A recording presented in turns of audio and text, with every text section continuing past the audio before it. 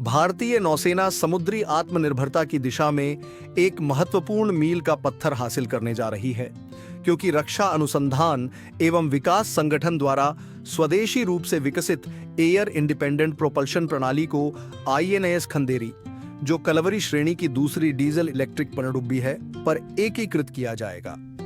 रक्षा एवं सुरक्षा प्रतिष्ठान के एक शीर्ष अधिकारी के अनुसार यह प्रणाली, जिसे मूल रूप से आईएनएस कलवरी पर लगाया जाना था, अब जुलाई 2026 तक आईएनएस खंदेरी के निर्धारित रीफिट के दौरान लगाई जाएगी। शुरुआती समुद्री परीक्षण मार्च-अप्रैल 2027 के बीच होने की संभावना है और जुलाई 2027 तक प्रणाली का पूर्ण एकीकरण कर लिया जाएगा।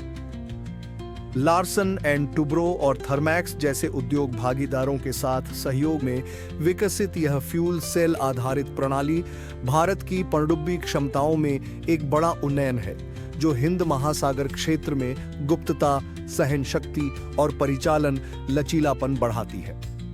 डीआरडीओ की एआईपी प्रणाली, जिसे अंबरनाथ स्थित नौसेना सामग्री अनुसंधान प्रयोगशाला ने तैयार किया है, फ्यूल सेल तकनीक आधारित है, जो डीजल इलेक्ट्रिक पनडुब्बियों की पानी के भीतर टिके रहने की अवधि को काफी बढ़ा देती है। पारंपरिक डीजल इलेक्ट्रिक पनडुब्बियों को बैटरियों को रिचार्ज करने के लिए बार-बार सतह पर आना पड़ता है। इसके विपरीत एआईपी से लैस पनडुब्बियां लगभग 2 सप्ताह तक जलमग्न रह सकती हैं, जिससे उनकी गुप्तता और जीवित रहने की क्षमता में भारी वृद्धि होती है। यह प्रणाली तरल ऑक्सीजन और हाइड्रोजन के बीच रासायनिक प्रतिक्रिया से बिजली पैदा करती है, जिससे बेहद कम शोर और गर्मी उत्पन्न होती है, जो दुश्मन की खोज से बचने के लिए अत्यंत महत्वपूर्ण है। डीआरडीओ की इस प्रणाली की विद्युत उत्पादन क्षमता लगभग 200 से 300 किलोवाट है और इसे विशेष रूप से कलवरी वर्ग की पनडुब्बियों के लिए तैयार किया गया है।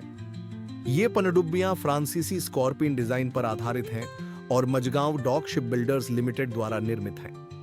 यह प्रणाली मॉड्यूलर प्लग-इन डिजाइन पर आधारित है, जिससे इसे रीफिट के समय बिना बड़े ढांचे में बदलाव किए आसानी से लगाया जा सकता है। इस तकनीक से कलवरी श्रेणी की पनडुब्बियों की जलमग्न सहन शक्ति 2 या 3 दिन से बढ़कर 13 से 15 दिन तक हो जाएगी।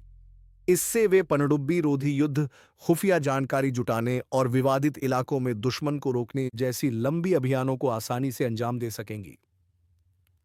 आईएनएस खंदेरी, जो कुल 6 कलवरी श्रेणी की पनडुब्बियों में दूसरी है, सितंबर 2019 में नौसेना में शामिल हुई थी और वर्तमान में पश्चिमी नौसैनिक कमान में कार्यरत है।